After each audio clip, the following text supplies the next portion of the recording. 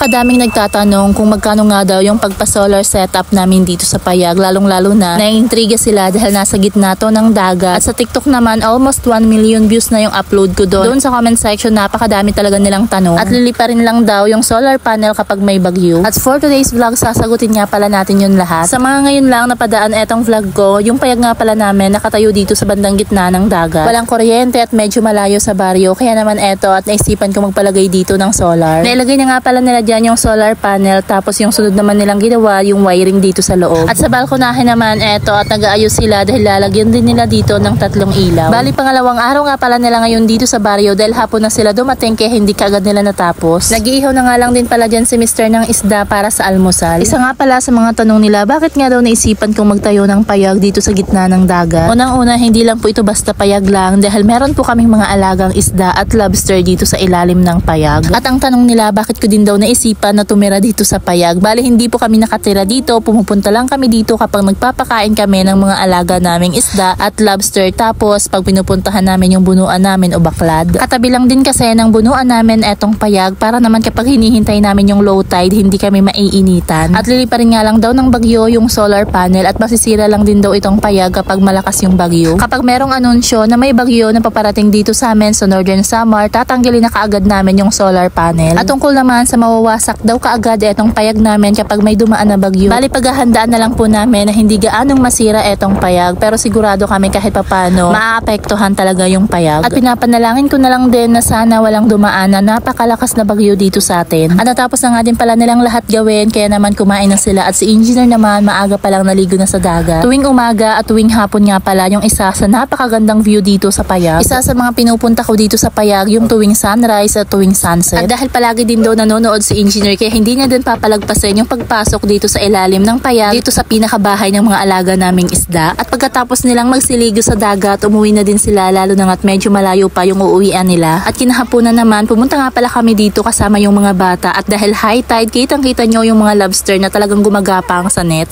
Ayan o, umakyat ha! Nakikita o, ayan o. Umakyat.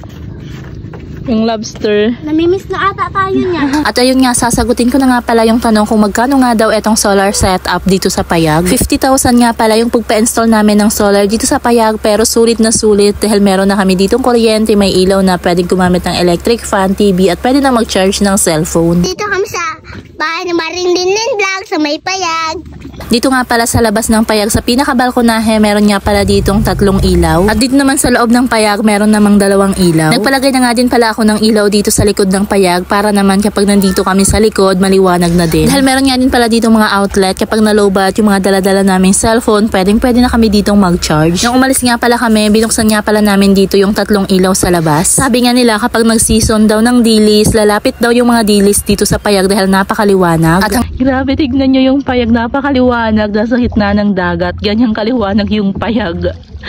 Ikaw ba naman 3 yung ilaw niyan sa labas? 4.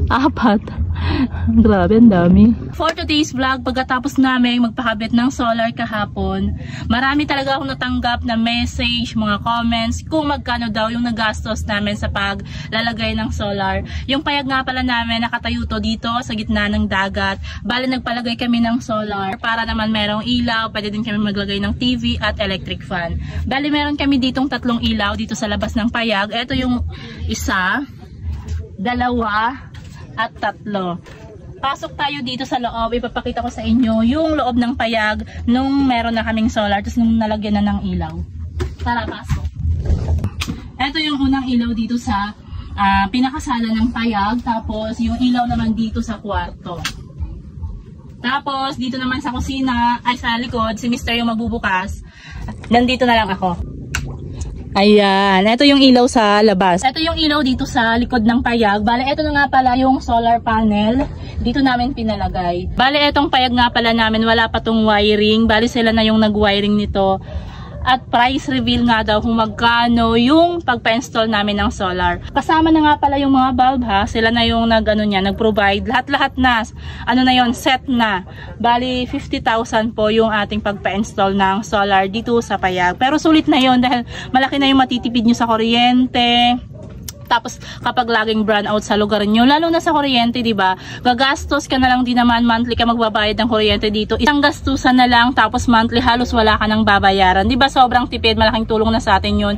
Hindi naman ganun kalakihan yung pagpa-install, pero depende pa din yun ha. Depende pa din sa mga appliances na gagamitin nyo. Kaya mas maganda, mag-message kayo sa akin or i-message nyo si Sir Reggie, or pwede nyo kontakin, i-message Gamay Solarista. Pwede nyo po siyang i-message, banggitin nyo lang po sa kanya na nakita nyo sa vlog ko yung pag-install nila ng solar para madali kayong ma-replyan. Ayan. Meron nga din pala tong outlet, 1, 2, 3, 4. Pwede tayong magsaksak ng TV dito. Pinaplano namin ni Mr. na dito namin ilalagay yung TV namin. Pero sa ngayon, hindi mo na ngayon dahil medyo busy pa. Tapos pasok kayo dito sa kwarto ng payag na simpleng kwarto lang.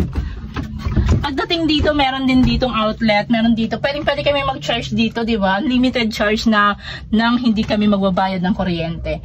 1, 2, 3 din yan. Tapos switch para dito sa kwarto. Tapos dito naman sa likod ng pinto, andito yung, hindi ako sure sa pangalan, yung battery, tama? Andito yung battery. Tapos etong power inverter. Ayan. Maraming salamat nga pala kay Engineer Reggie sa pag-install ng solar dito sa amin kahit napakalayo.